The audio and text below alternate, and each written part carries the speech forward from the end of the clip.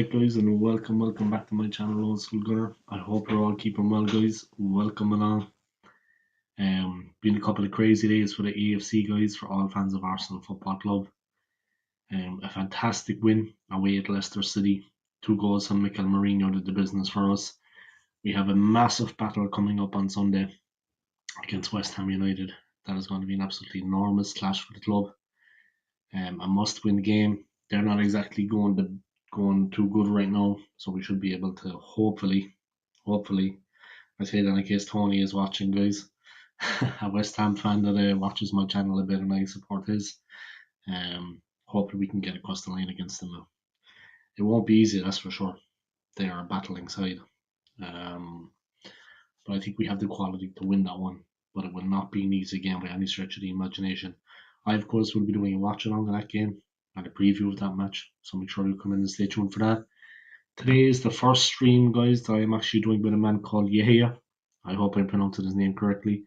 I met him in London when I was living in London recently and I was working, and he was in London to see Arsenal play.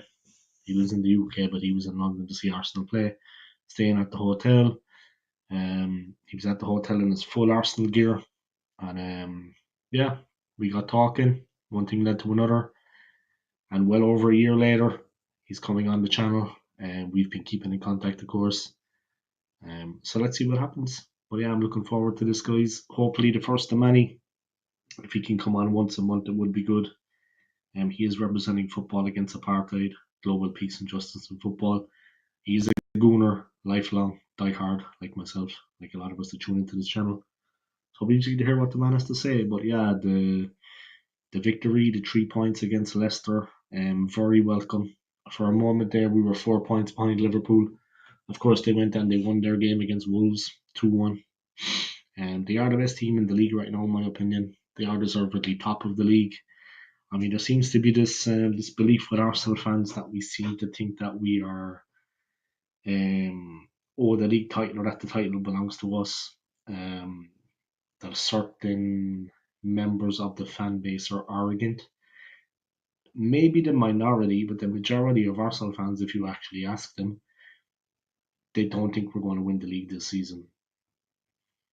They actually tell it as it is. They're honest enough in their thoughts regarding Arsenal's chances of winning a major trophy under Mikel Arteta. So people like to paint another picture of Arsenal fans, rival fans, of course, people that are ignorant, don't know anything about the club.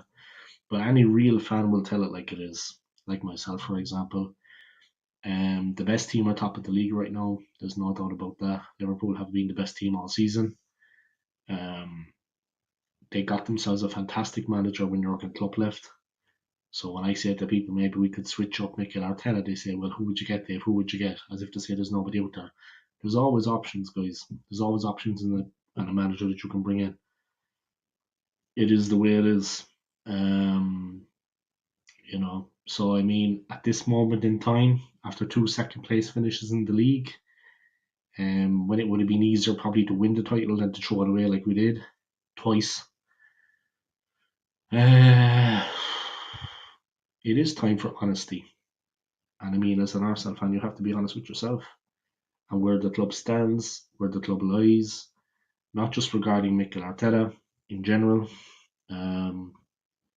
Big up to John Hand, guys. I just want to thank him. A Chelsea fan, believe it or not, has become a member, has renewed his membership, guys, on my channel. So thank you to John for that. I appreciate it. That's very kind of you, John. And thank you for renewing your membership. I really, really appreciate it. And thank you to the person who made a little donation to my channel, I think, because a donation was also made.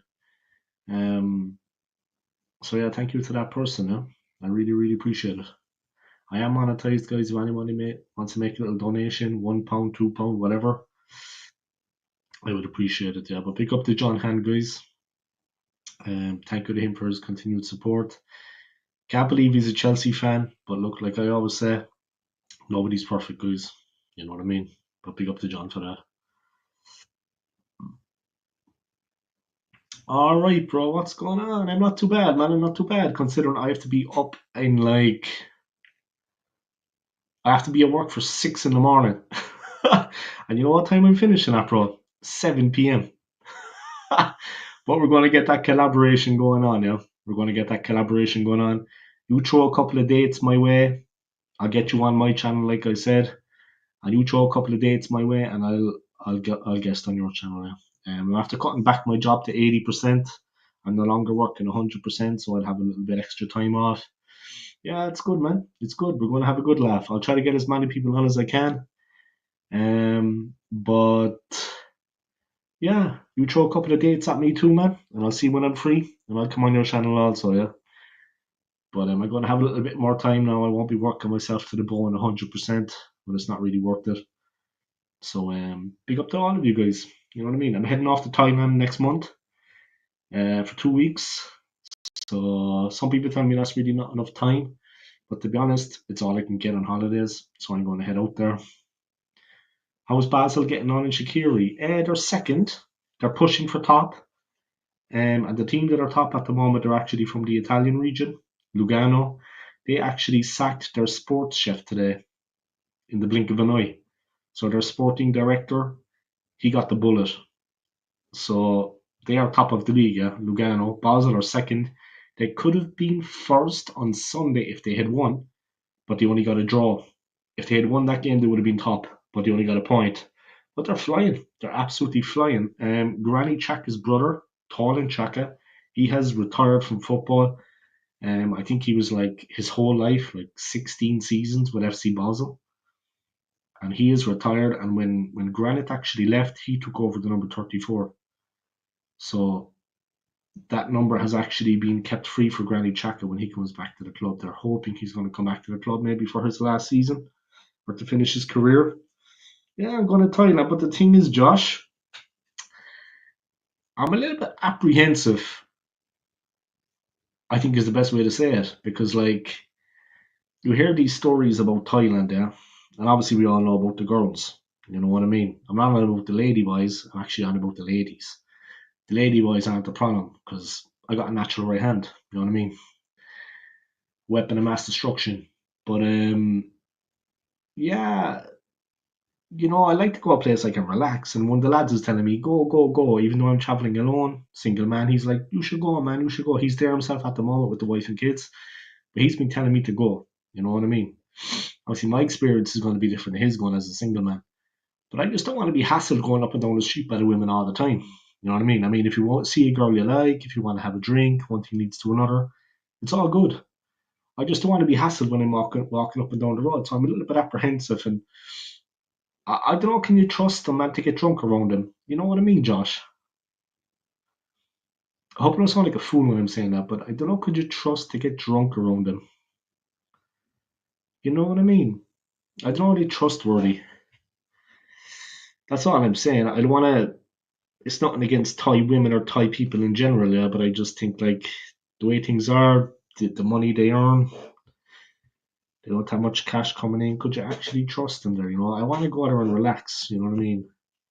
So we'll see. I'll go down to Walking Street once, where all the action happens, but I wouldn't say I'll be going down there all the time. I go into Bangkok, and then I go into Pattaya. But I wouldn't say I'd be hanging around those areas too much because, to be honest, I don't know. It's maybe get a Tinder match or something. You know what I mean? But it would be nice to be able to get drunk and have a bit of fun and actually trust the person. You know what I mean? I don't know. Is that coming across? It just seems I don't mean to sound like a boring guy, but that's the last thing I am. But yeah, the cost of living is really cheap, man. And the cost of everything is cheap. And when you're coming from Switzerland with the wages that we earn here, like I'm not earning money that a Swiss guy earns, but I'm earning decent money.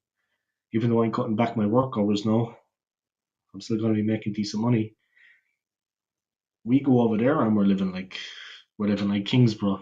You're making money in England, you have a good job. You're making money in Switzerland. You go there, you're living like a king.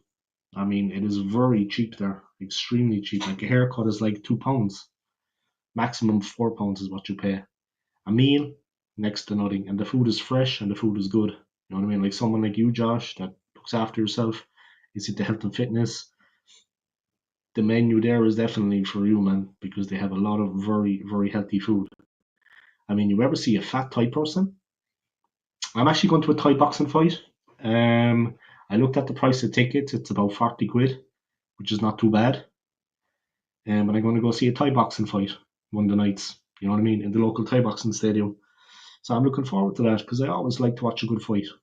And those guys can rock. You know what I mean, Josh? They can have a rumble. There's no doubt about that. They can have a row. So I'm looking forward to seeing a bit of a Thai boxing fight. Maybe I'll go back and see a second fight. There's a famous stadium as well in Bangkok, Lumpini. I would like to go there because that is where Raymond Dekkers. He's a famous Dutch, God rest his soul, he passed away years ago. He's a famous Dutch Thai boxer. He went there and fought all the masters. It was like I think like 11 times champion. But yeah, I would like to go to that stadium, to Lumpini. Obviously, I'm going to go to some of the temples because they have fantastic ones in Bangkok.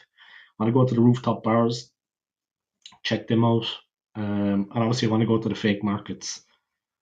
So if anybody wants anything fake, it will be fake now, guys. It won't be real Gucci. It will not be real Prada. But if anyone wants any, I'm going to get another couple of fake Arsenal jerseys as well, and maybe the Boston Celtics basketball top.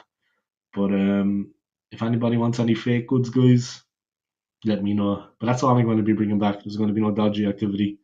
I'm not going to be banged up abroad in a Bangkok prison. Trust me. But yeah, it's really cheap over there, man. I mean, your money goes far. You get more bang for your buck. You know what I mean? And the fake markets, definitely. I mean, a lot of the stuff that you get on like online here, are you going to like, yeah. Okay, I'm not going to name any stores in the UK or Switzerland, but a lot of the stores that you go into here in Europe, a lot of the stuff comes from there. You know what I mean? So you're getting at that source fake. You know what I mean? So yeah, I'm also going to get a suit fitted. That is a plan because it's very inexpensive in Thailand with top quality materials. So you should always have one good suit, guys, and get it fitted, get it tailored to you. You know what I mean? Where are you with Arsenal this season, mate? Oh yeah, one thing as well, guys. Let me put up that comment. But if you haven't already, come check out Josh's channel. He's getting close to 10,000 subscribers, guys. So come and give him a bit of love. Come and give him a bit of support. Sub to his channel. Smash the like. Not many people watching my channel right now, Josh, but yeah, I'm gonna big you up all the same, bro. Where am I with Arsenal this season?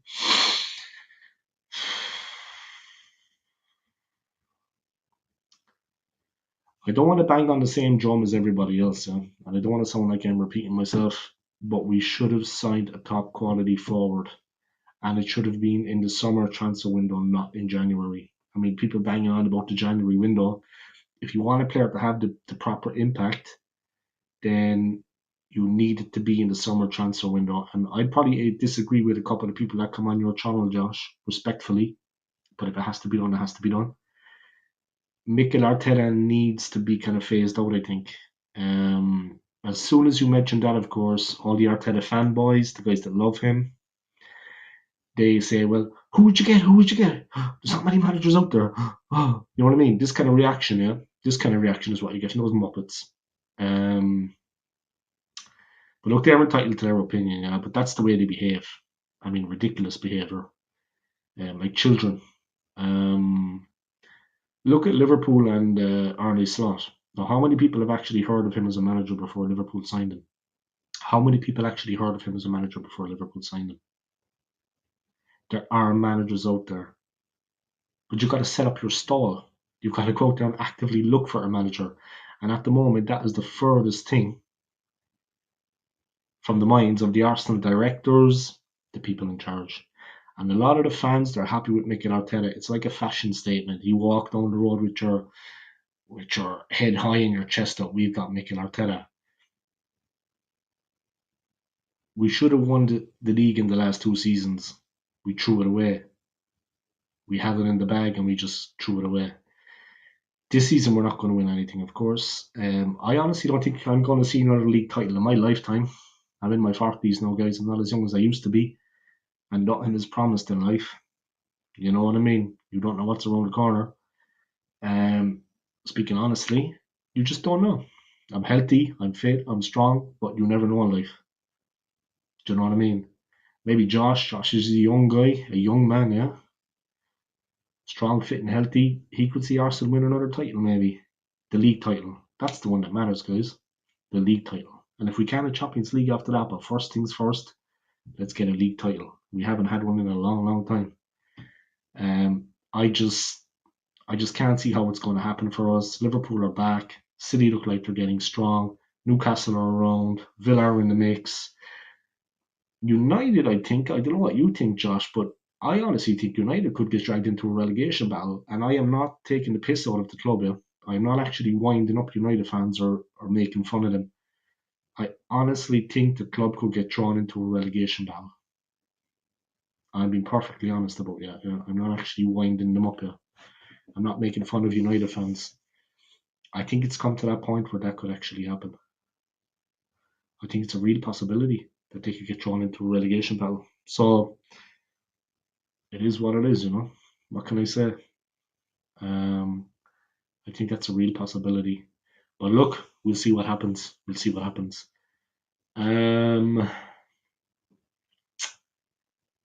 Yeah. What else? But that is the way I see things at the moment, anyway, Josh, bro. That's how I see things with Arteta, with the club. The thing is, Josh, that the players that we have, they deserve better. And when we didn't sign a top quality forward, which, like I said, should have been done in the summertime, not in the January transfer window, then it should have started from there. It has to be that way because the player needs that bedding in period in the summer before the season starts. To get set up into the team, the training, the manager, everything. It can't be in January, it needs to be before the season starts. So this summer we need to go and we need to get a top quality forward. And maybe a replacement for Bukayo Saka, with all due respects to Wanyeri, who has been amazing. Big fan of his, brilliant player. And Skelly in the defence, absolutely unreal player. Such pace, unbelievable. Just ask the Manchester City defence guys, he skinned them alive. Every time he got forward, it was panic stations for City. His pace, just electrifying. But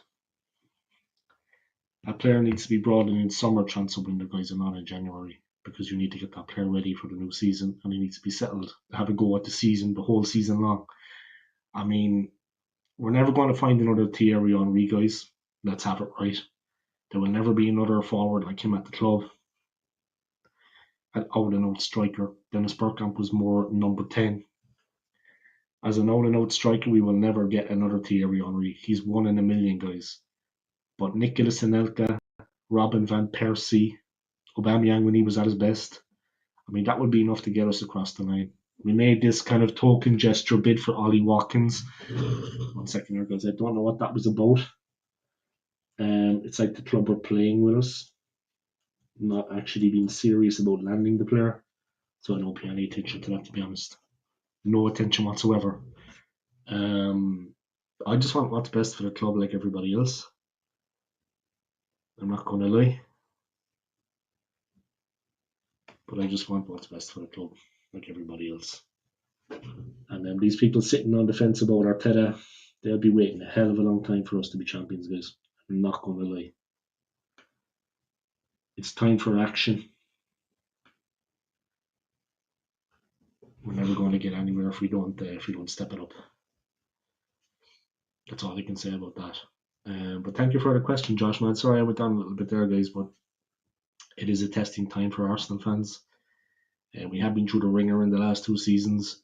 Like a friend of mine here in Switzerland says, man, Chris Lee, I keep saying, guys, we are actually in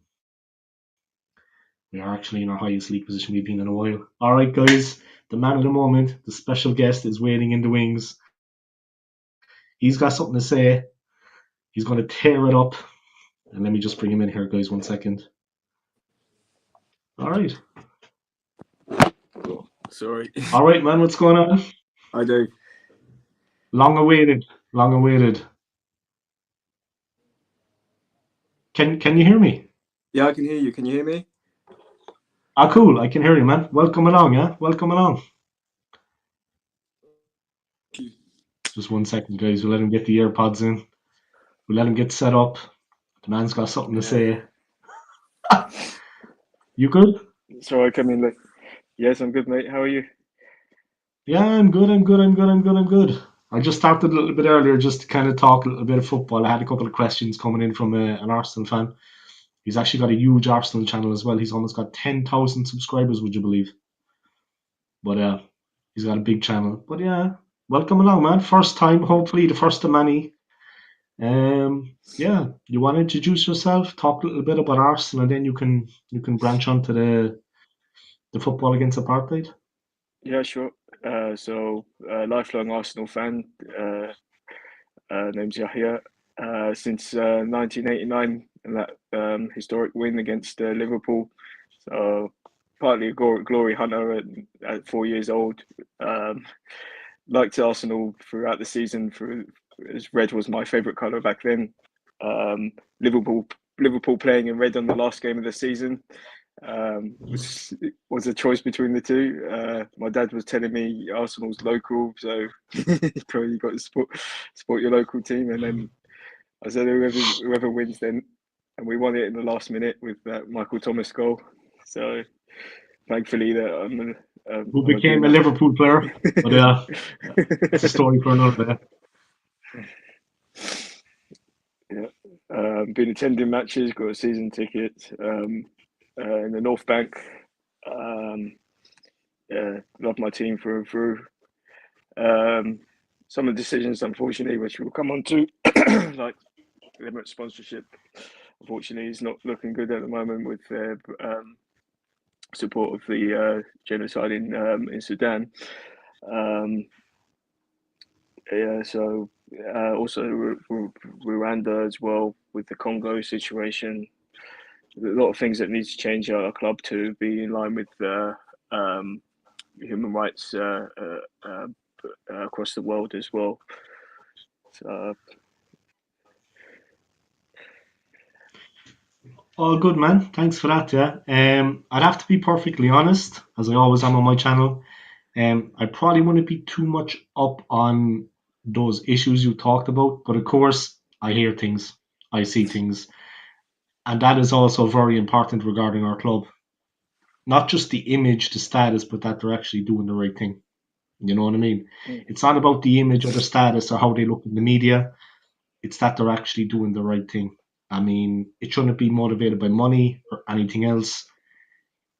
There's such a thing as doing the right thing. And like 99% of the fans would support them when they did that. I mean, I think that's important to say too. I mean, what's happening in the world in the last couple of years, there's been so much trouble, everything's starting back up again. My cousin, Damien, I hope he doesn't mind me saying this, is actually a United Nations field officer, and he was most recently working in Aleppo in Syria. Obviously, he is supporting Palestine, their struggle. Obviously, the Irish, we have had our own struggles in the past. I'm not saying that our burden is worse than what's happening in Gaza and to the Palestinians, but we have had our own struggles down through the years, of course. With the I'm not going to famine. go into it, but you know yourself. Yeah, So I'll say no more about it. But yeah, my cousin for sure is he works with the United Nations as a field officer. He was more recently helping in Aleppo, so he has seen firsthand, and he is a big supporter of the Palestine movement and what is happening there. Um, yeah, I mean, regarding Arsenal, regarding the football club, not that it's more important than what you're talking about, my friend, but how do you see things under Mikel Arteta? Are you happy with the direction the club is going in? Everyone's opinions are welcome on my channel, guys. Yeah, I just want you all to know that everyone's opinions are respected. I'll just say that. I'll say no more. Yeah. Everyone is treated with respect here, regardless of your opinions. Of course, we have different opinions. It's normal. Yeah. But how do you well, see things going with the club? he steamrolled in his first half season, winning us FA Cup, and then the following Mm, beginning of the following season, winning us the Community Shield as well. Um, mm, and then another season when City won both the FA Cup and the Premiership, and we played them in the Community Shield. We beat them again.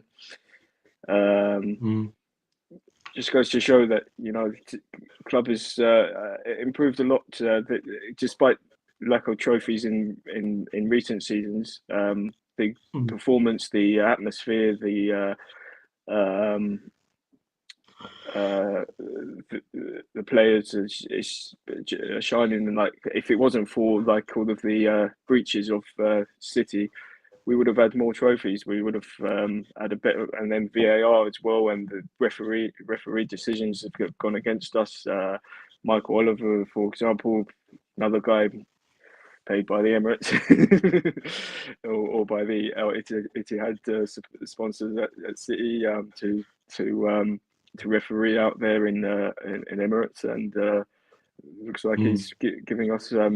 He's very biased, and the stats of red cards against us and none against City at all. When there's been clear violations or clear red card fouls being committed by them in very important games that would affect us. Yeah, it's just going to show that that there's so much corruption, unfortunately, in our game that we need to call out. It is done on social media, but mainstream media, unfortunately, there's nothing being done yet. But hopefully, some kind of documentary can be done to outline this. And just recently, there's Booty Bants, if you've heard of him. He's quite funny. Does like commentary on games after, and he just posted today about like the stats where we would be top of the league if it wasn't for the incorrect VAR decisions this year. I still can do it. Still believe 7 points. Anything can happen, and still many games to go. We've got a good run to go. We've got Marino just come out of nowhere and it's going to be our new striker. Hopefully, it's looking good. Yeah, hopefully. We need somebody. Could try We need somebody. Why not try? You, why not try someone me. like Calafori as well? What about you or me? No. You don't think we could score? No. You or me? You don't think we could be a striker?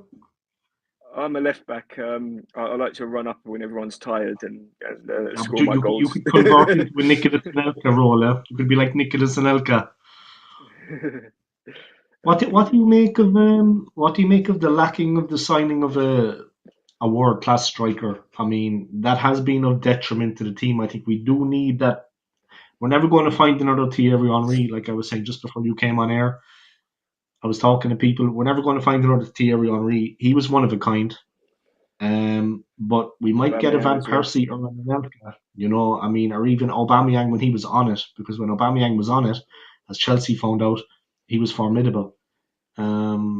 We definitely do need a bit of beefing up in the attack, in my opinion. Just that centre forward, that 20 goal a season player. Ollie Watkins for me is, I know that is fantasy, but Ollie Watkins for me he's a top player, a player that I have long admired. He's an Arsenal fan. But yeah, unfortunately, we got Raheem Sterling. I mean, he's not a striker, but I mean, he's playing in that wing position. Luckily, Ranieri has come along and Skelly has come along, because I think you know it yourself. They play with exuberance. They're young. A bit like Ray Parlour when he broke into the Arsenal team back in the day. Fearless. You know what I mean? And they don't need to be asked twice. They see a gap, they go through it. They take on a player, they run him. You know what I mean? They take the ball out wide. You've seen them against Manchester City. Skelly in particular, he just cut loose. You know what I mean? Defensive responsibilities, but as soon as he got the ball and found himself on the edge of the box, he'd one thing on his mind. And he is quick. I mean, he is very fast. Ask John Stones. He left him on his ass. He left them all just trailing in his wake. But we do need that out-and-out striker, I think. We do need that centre forward. Just that target, man. We're creating so many chances. It's a very creative team. Odegaard, Declan Rice. But leading on to that, are you going to the game on Sunday against West Ham United? I think it's Sunday, right? Against West Ham. Are you going to be at that game, or? So far, I've already sold my my seat for that game, but I've got an extra silver membership. So I'm going to be in the country. So I'm thinking about getting one off the ticket exchange, which should hopefully come up in the last couple of days before the match. Okay. Yeah. So we'll see. But last game I went to Man City. Last game I went to against Man City was the best game under Arteta that I've seen in my life. Like it was an amazing performance, great atmosphere. Even though I wasn't in the North Bank for that game, I went with my friend's son in the family enclosure in the clock end. Great atmosphere still there, singing all the way through, and we powered through there and got them that 5-1 win. That was just amazing. That was a game to You remember. see, yeah, and you see as well, we tend to forget sometimes that, like, in the big games, yeah, against the big clubs, we've gotten better in those games, but sometimes we're found wanting. But you see in the game against City now, it only takes a couple of minutes, turn the game completely on its head. I mean, it wasn't over a half an hour. It was really like 5, 6 minutes, and the goals just started to flow. It's like that. It's the same with Liverpool. You've seen them playing recently when they're playing. As soon as Liverpool get one, they hit three. They're very good, yeah. Nobody following the great Champions League, or I'm not watching that tonight. But to be honest, I have to be up at 6 in the morning for work, and I'm working till 7. So I've got a 13-hour shift ahead of me. So as soon as I finish this, I've already got the matchsticks in my eyes. But you remember when we met back in London, man? That was an interesting meeting, huh? That was Yeah, interesting. yeah. Yeah, it was just fate, man. It was just fate. You know what I mean? I saw this guy standing there in a full Arsenal gear, kitted out. He was obviously one of the lads, and I was like, "All right, this is a man I got to talk to." You know what I mean? It was an interesting conversation, but that's fate, bro. That's fate. No, I'm over in Switzerland doing my thing. Yeah, I'm going to Thailand next month, so hopefully I'll survive. I got this season's one as well. I got Ah, this nice, season's yeah. one That's the thing, now. man. That's what I know about you first thought. You uh, had it going on, man. You got interest, the style, you had the treads. Interesting story Yeah. behind this kit, though, said to be for the Africa, to represent the African team, but it's the same as the Palestinian colours, and this is like the Yeah, keffiyeh, yeah. the Palestinian scarf as well in the middle. Mm. And the kit man's actually a pro-Palestinian activist who was there was talk about suspending him recently for some I don't know if it was a drunken rant on Twitter when he was. It was exposing basically Israeli crimes when being accused of anti-Semitism Mm. for doing that. But exposing Israeli crimes should not be considered anti-Semitism. And Semites are also Arabs. Semites are Jewish people. There's Jews already within Palestine before the establishment of Israel and the occupation started. The promise of the Balfour Declaration in 1917, after the founding of Zionism back in the century before. And a lot of those Zionists are not actually Jews. They're not religious Jews, and they're not even Semitic by blood either. So the use of the word of anti-Semitism, especially as it's been used as a way of communication warfare, to try and silence the voices of people who call out the atrocities that they carry out, unfortunately. So we need to expose that too. So should I give a quick line about football against apartheid and what we do? Yeah, do. By all means, So yeah, by all means. So our main campaign is with FIFA and UEFA to encourage.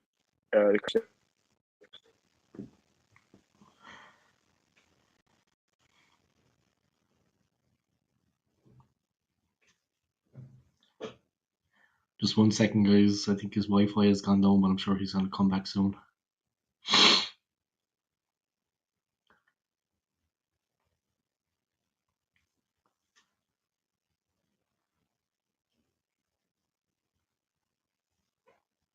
Yeah, I'm sure he's going to reconnect in a moment, guys.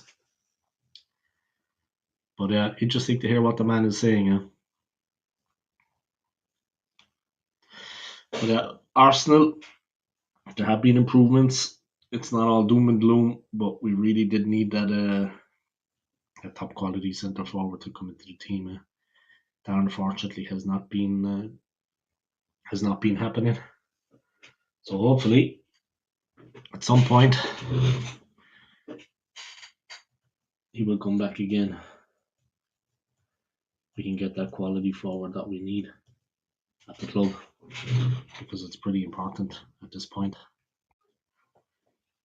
All right, let me connect my man again. He's back in the house. Let me connect him up. I think he went and he got a sandwich. I think he went out and he got a cheeseburger. All right, we're back. All good, bro. Oh, yeah, sorry. I just had a phone call from a friend and I forgot to put the phone do not disturb. Apologies. It's okay. No problem, man. No problem. Moved rooms to get a better signal as well for you. Yeah, where was I? I was saying, so the campaign, like, if you remember the campaign by FIFA to expel South African apartheid was done in the 70s, and most recently Russia has been expelled from FIFA. This is the campaign that we are trying to progress is to expel Israel from FIFA. Although the Palestinian Football Association itself is trying to call for suspension as an easier route, but also because they might be afraid because they are in the West Bank and occupied by the IOF, the Israeli occupation force or oppressive force, as opposed to the defense force that they try to claim themselves to be. FIFA has just come back saying that they investigate the atrocities and the repression of sports infrastructure of footballers and sports personalities and in Palestinians, but there's no need for investigation. I've seen the dossiers from the Palestinian Football Association that has been submitted long before the past couple of years of bombardment and destruction of for recent events. So back in 2013, they submitted a dossier of sports infrastructure being damaged within or bombed and obliterated in Gaza, in the West Bank, and attacks on footballers and Palestinian footballers and Palestinian sports personalities. For example, hundreds of footballers in the past year have been killed, not just in Gaza but also in the West Bank. They practice shooting youths playing football, like shoot them in the legs and unnecessarily have their legs amputated, make them sign to agree to have their legs amputated and make them choose between death and having their legs amputated. So also the boys on the beach in Gaza, if you remember back in the 2014 attack, was playing football on the beach, were bombed and targeted by the IDF. And yeah, unfortunately, sports in general is used as a distraction, and that was started by the Roman Empire, which is why they don't want an alternative view or support for human rights that's distracting people from the distractions that they are promoting, and especially when it's against their allies or sponsors. For example, when Mesut Ozil was ousted from our own club, he spoke out against the atrocities of China against the Uyghurs. We have a lot of sponsorship and agreements with those Chinese companies, so understandably they try to quietly oust him for that.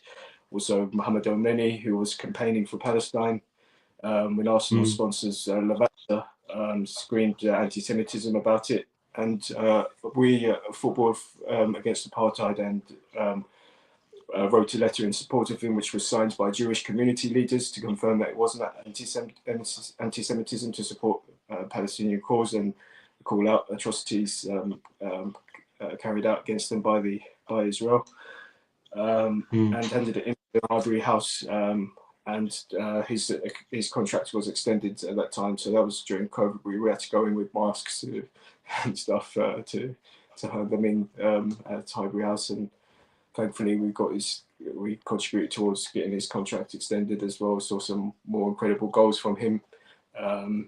Remember one in Europa League or Champions League. He scored when we hammered the team, and he scored another screamer as well just after that happened as well. So very pleased about that outcome. Anything you would like to ask about campaigning at all? I'm going to give my point of view on things, to be honest. Like when I was living back in London, anyone knows me, guys, I talk straight. Yeah, I tell it as it is. But I'm always fair about things out. When I was back in London, like I remember I was there on a morning in the hotel actually, and I was watching the news. And what previously happened, I'm not going to get too political on my channel, but what previously had been happening with Israel and Palestine, what it appeared to be to me was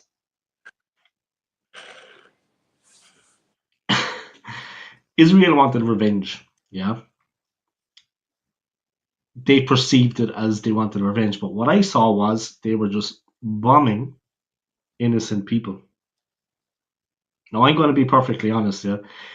Like, it goes to a certain point. Now, I'm Irish. We've had our own problems to this day. The North, it's gone forever. There will always be that divide between us and the North. But what I saw that day was they were bombing. They could have stopped it 3 weeks before. It was unnecessary. They weren't targeting the people that they said they were going for. Do you know what I mean? It was old people and kids and women. That's all I saw. Like enough was enough. They came with this rhetoric, this idea, this belief, and when they got into it, they went too far with things because there was nothing being achieved at what they were doing. You know what I mean? They were going after certain people, they were saying, and we all know who I'm talking about. I'm not going to name them. I don't want to get too political, but they were going after them. They were saying, even though they themselves had, you know, and then they were just relentlessly bombing the poorest people in the worst hit areas. And what good was coming of that? It wasn't going to change a single thing. Not a single thing. Relentless. And all you see on the news were the elderly and the poorest people, the most downtrodden, being affected by it. That's what I had a problem with. Because it was enough already. Do you know what I mean? They wanted to show force. They wanted to say, we're not going to be messed with. But it was complete overkill. And the whole world was silent. No one said a thing. That's what I had a problem with. And this is from, like, I wouldn't say I'm neutral, but it was almost like a neutral standpoint. This wasn't my country being attacked, but I looked at it and that's what I saw. It was complete. They went way too far with things. I mean, they should have drawn back. What they have done now will last forever in the minds of the people in Gaza. Like the men that were killed, the men that are still alive, the families that are still there, they will have sons, and their sons will have sons and daughters. You can't change. Do you get me? And they will come back and they will be bitter because of this, and it will continue again and again and again and again on both sides. You know? It was just the wrong thing. It was just the wrong thing. And like I said, my country, we've seen our share of, we were occupied for a long, long time, for more than 800 years. So you say it was revenge, but also there were bombings that took place. That's the way they perceived it. That's the way they saw it. I know that they started things. They invaded it. I know that they took land that wasn't theirs. But not just that, they but took land that wasn't theirs. There was atrocities that took place just in the days before the attack took place, and I watched on the day like the actions were. They were targeting military bases. That's why they had they were able to capture soldiers. They then went into the civilian places, which isn't right, and it's not against it's against our religion to attack civilians. But they took hostages to get back hostages who have been taken and given the name as prisoners. But many of these, thousands of these, are children and innocent people who have just been held without charge, tortured and mistreated and raped, and all kinds of horrific atrocities taking place within the Israeli dungeons. But if you see the other side, when they took those hostages, they treated them well.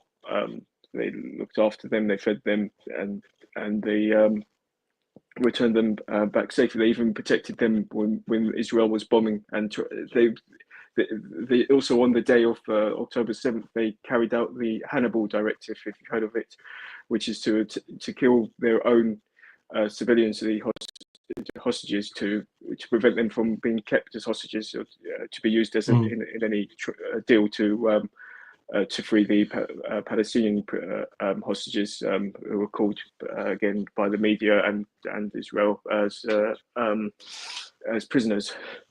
That's why you see a large number of Palestinian hostages being released, as opposed to the Israeli side, because they don't have as many, and many were killed, unfortunately, during the bombings that took place, and were targeted as well. And they even just a couple of days ago, on Israeli TV, someone came out and said that they should just wipe out the rest of Gaza, kill everyone, including our hostages as well, and no more deals should be made. They don't want peace. They just want to occupy, destruct. And the Greater Zionist plan goes from my mother's family's country, Egypt, from the Nile, and to the Euphrates in Iraq. And that's the way they say that many of the wars that are taking place, like in Iraq, for example, it's been all planned by to complete the Zionist plan, Greater Zion plan, to steal not only those two countries, but everything in between, large part of Syria, a bit of Turkey, all of Lebanon, all of Jordan, half of Saudi Arabia as well. And this is their Greater Zion plan, and it's activists like ourselves who try and our best to pause this, prevent this from happening, and the people of there, not just of Palestine, but those other countries, not to be occupied and enslaved, murdered by the Zionists. But the point I'm going to bring up is that, like, what always struck me is that, I don't mean to sound ignorant, but what is the actual role of the United Nations military force in all this? Because it seemed to me that there was enough reason for them to actually go in there heavy-handed, if need be. I mean, it might have to get a little bit worse before it gets better, but to stop what was going on. Now, obviously, Israel was the aggressor, stronger force, with all due respect, and they have more military might. Why weren't they going in and actually bringing an end to that? What is the actual role of the United Nations? Like, they do have a military, they do have an army. What are the laws? Because it seems to me that there was more than enough reason on humanitarian grounds for them to go in and actually get physical. I mean, it's got to get a little bit worse before it gets better, bro. And they should have went in there and done something, because they saw the suffering that was going on. And, like, the whole area has just been leveled, and it's been set back now another. And the innocent people, I mean, that have died, I mean, they should have went in there long before that. I mean, what is their actual role? They just stand around and just, you know what I mean? They should have went in there. I mean, God is on their side, whatever God do, but God is on their side. They should have went in and done what needed to be done. You know what I mean? Because there was enough stuff going on. They just sat back. UN forces were already in place in Lebanon and prevented the advance of the Israeli military, which is a good thing. A lot of them were Irish UN peacekeepers, which we're thankful for. But I wouldn't say they were a stronger force when they were on the ground. They had their asses handed to them by the resistance fighters. And if they tried to go through other countries like Egypt and who have a massive force, massive military, a lot of people are on conscription. Biggest military country in the world with the biggest biggest amount of foot soldiers is Turkey, and that's one of the countries that's in their sights as well. So if it wasn't for like the billions that they're being transferred and the armory, the drones, the planes that they are being provided with, they wouldn't have had a chance to get away with what they're doing. Also, the backing of America, so countries surrounding a bit more cautious than they were back in 1967 and other previous 1948 as well, when they contributed to trying to prevent and managed to get the land back, like Egypt. My grandfather was in the army, a captain in the army in Sinai, was captured by the Israeli forces. He was calling for reinforcements. So after he was captured by the Israelis and returned back to the Egyptians in a deal, he complained about the reinforcements not being sent and was thrown in prison, unfortunately, in Egypt as well. He was shot in the back of the legs, so was disabled for life, unfortunately, after that as well. But still lived a full life after, and died in the 90s. Unrelated issue.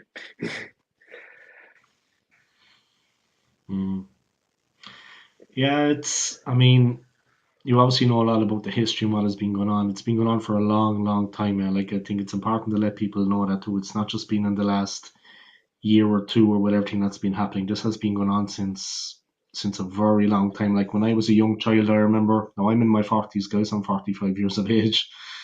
Please tell me I look younger, but I'm 45 years of age, guys. But when I was a kid growing up in Ireland, it was always on the news about the Gaza Strip. Now, this kind of situation, it's been going on for a long, long, long time. And the difference, it's embedded. I mean, these problems will not be readily solved, but definitely with Football Against Apartheid, with yourself, making a difference as much as you can in the worst. Let's be right, in the worst possible situation, the worst of times. Another thing that I kind of don't understand is, I mean, you and me, man.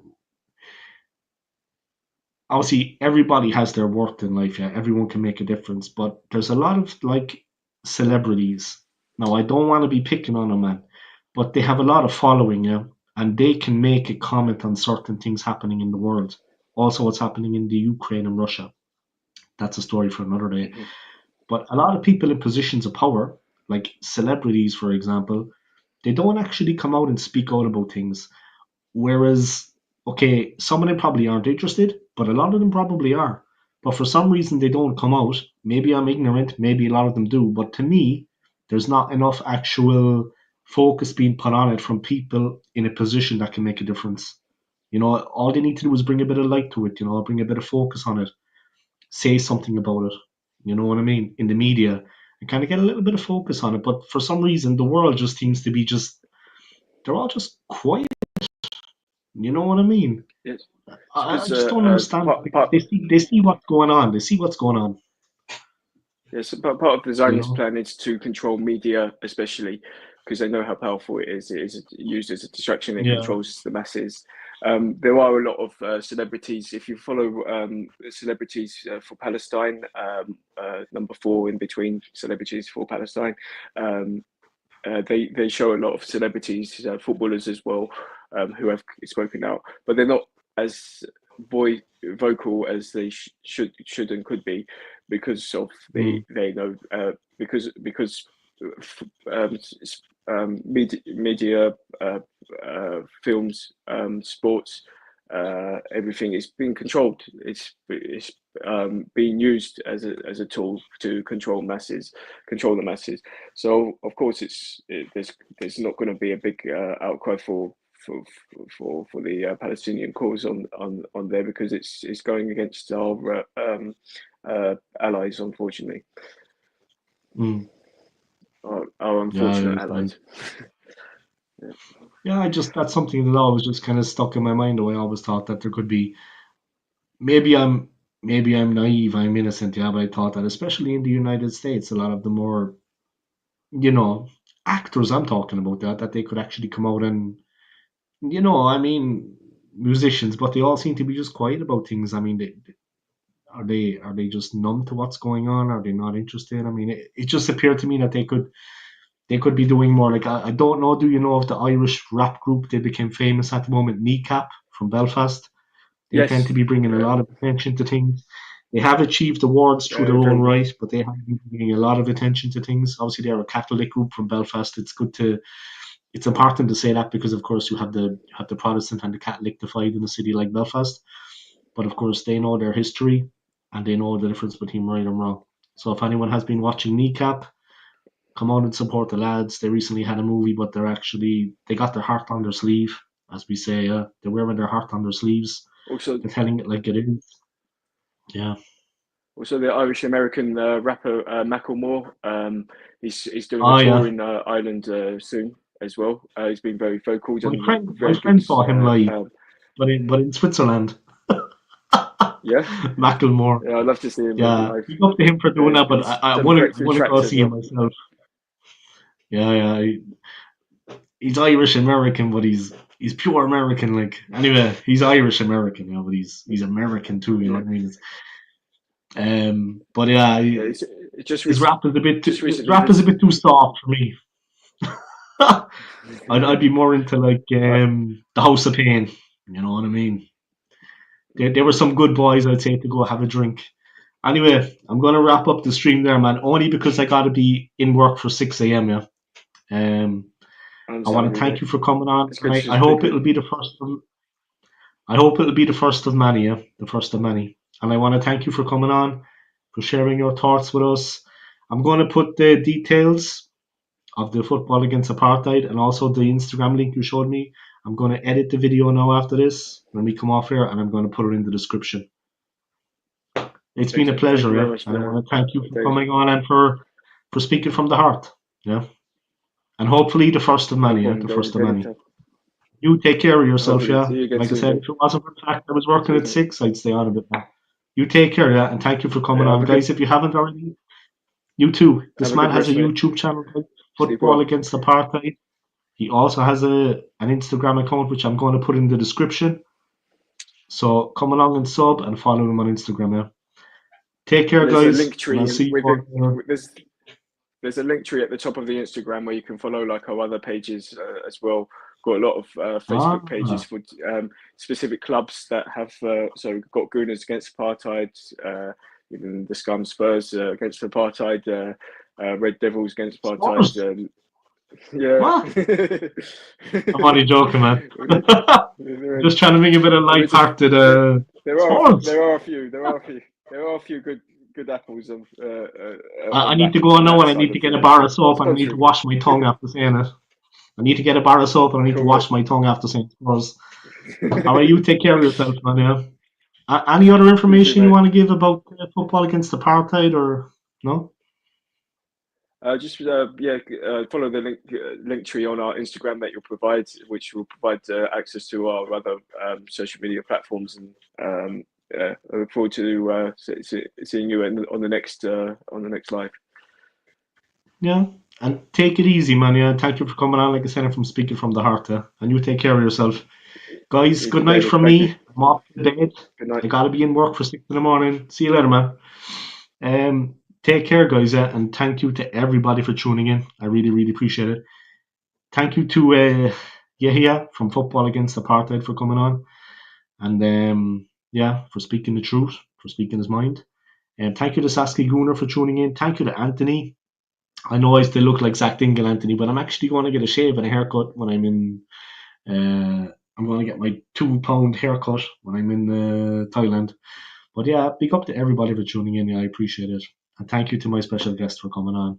Thank you to Maliha for the comment. Thank you to Saski. Thank you to Josh and Truguner. And thank you to Anthony Herbert. Yeah, I appreciate it. I gotta be in work for 6 in the morning, guys, and I'm working at 13 hour, so with 1 hour break. So I'm gonna just head off now. Take it easy, guys. Sleep well. Enjoy the rest of your night, and take care. Yeah. Peace.